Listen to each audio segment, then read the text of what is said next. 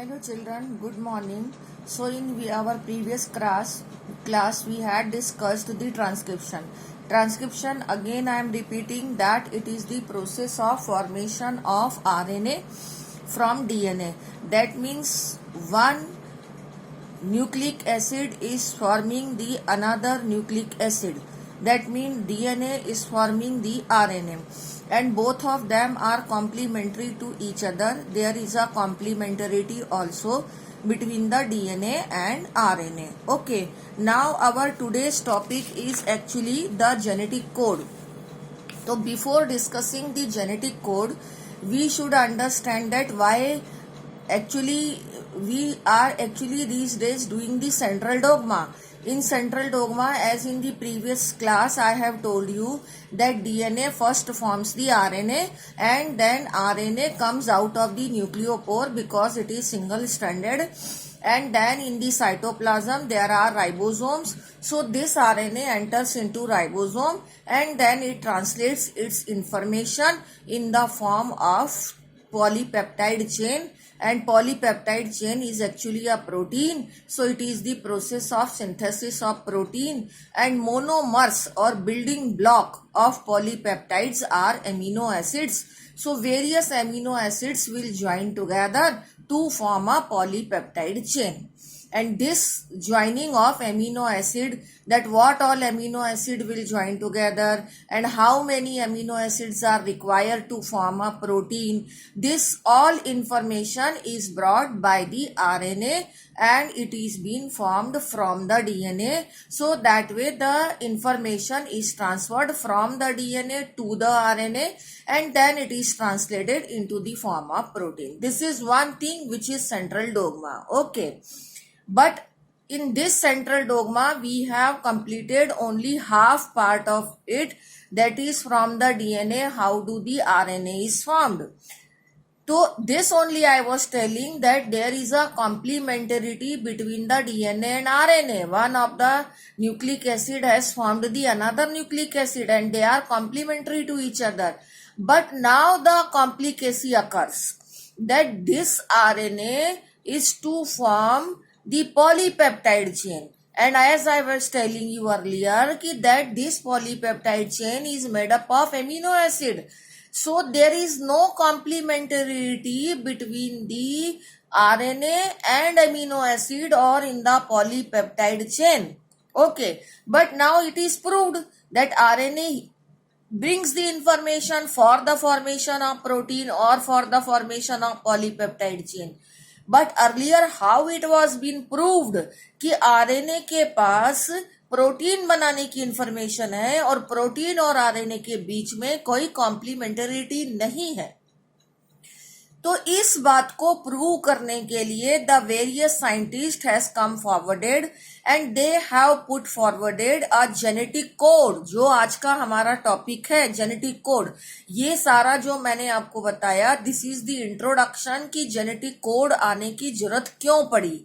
Genetic code आने की जरूरत इसीलिए पड़ी कि जो आरएनए है उस आरएनए पर इंफॉर्मेशन किस फॉर्म में है, वो आरएनए किस तरीके से पॉलीपेप्टाइड चेन को बना सकता है, तो एमिनो एसिड्स को वो किस तरह से ज्वाइन करवा सकता है कि एक पॉलीपेप्टाइड चेन बन जाए या एक प्रोटीन का सिंथेसिस हो जाए. तो इसके लिए various scientist has come forwarded और उसमें साइंटिस्ट के नाम हैं, फिजिसिस्ट हैं, ऑर्गेनिक केमिस्ट हैं, बायोकेमिस्ट हैं, जेनेटिस्ट हैं, जॉर्ज गैमवॉ. सबसे पहले उन्होंने कहा कि जो 4 letter language of nitrogenous bases है कि डीएनए के पास सारा इंफॉर्मेशन नाइट्रोजिनस बेसिस की सीक्वेंस के फॉर्म में है और those nitrogenous bases are 4 only, adenine, guanine, thymine and cytosine. तो वो 4 नाइट्रोजिनस बेसिस की जो सीक्वेंस है वो 20 एमिनो एसिड्स की सीक्वेंस में चेंज हो जाती है. एक्चुअली हमारे साइटोप्लाज्म में there are in cytoplasm 20 types of amino acids are present. Number of amino acid can be as many molecules but type is 20 only. वो 20 टाइप के amino acids हैं. तो वो पर एक एक suppose I give you one example. Suppose in my class 20 children are there. 20 R A B C D E F G H I J K L M N, suppose 20 हो गया। अब उसमें से मैंने आपको बोला कि एमिनो एसिड तो 20 है लेकिन molecules can be as many, तो जो ए बच्चा है उस ए के मेरे पास में 10 फोटोकॉपी है, जो बी है उसके भी 10 फोटोकॉपी है, सी भी है उसके भी 10 फोटोकॉपी है, तो 20 टाइप के बच्चे हो गए ए से लेके A B C D E F G H I J K L M N O P Q R S T, T तक आएंगे वो 20। तो वो ए से लेके जो टी तक 20 बच्चे हैं वो सिर्फ 1 चाइल्ड नहीं है। ए के 10 कॉपीज हैं, बी के भी 10 कॉपीज हैं, सी के भी 10 कॉपीज हैं। तो इस तरीके से 20 इंटू 10 हो जाएगा, समझ गए ना। तो उस तरीके से वो कितने हो जाएंगे, 200 हो जाएंगे। तो मॉलिक्यूल्स बढ़ गए कि नहीं बढ़ गए, तो टाइप तो 20 हुए लेकिन एक एक का 10 कॉपीज है, तो 20 को 10 से मल्टीप्लाई कर दिया। आई मीन टू से कि हमारे एमिनो एसिड पूल में टाइप्स ऑफ एमिनो एसिड तो 20 ही है लेकिन एक एक एमिनो एसिड की कई कई कॉपीज मॉलिक्यूल्स प्रेजेंट हैं। तो बहुत सारे एमिनो एसिड पूल में प्रेजेंट है, कैन बी थाउजेंड्स ऑल्सो। अब उन एमिनो एसिड को ज्वाइन करके एक पॉलीपेप्टाइड चेन बनानी है, उसकी इंफॉर्मेशन एमआरएनए लेकर आया है। तो उस एमआरएनए के ऊपर वो इंफॉर्मेशन किस फॉर्म में है, सीक्वेंस ऑफ नाइट्रोजिनस बेसिस के फॉर्म में। अब बेसिस कितने हैं, 4 ओनली, और एमिनो एसिड कितने हैं, 20। तो उसके लिए जॉर्ज गैमोम ने सबसे पहले बोला 4 क्यूब, यानी कि 4 इंटू 4 इंटू 4, यानी उन्होंने कहा 20 एमिनो एसिड्स के लिए 64 कोडॉन्स होने चाहिए। ये जो एक कोडॉन है वो एक एमिनो एसिड के लिए रिस्पॉन्सिबल होगा। I am going to show this in your book, then the things will be clear to you more.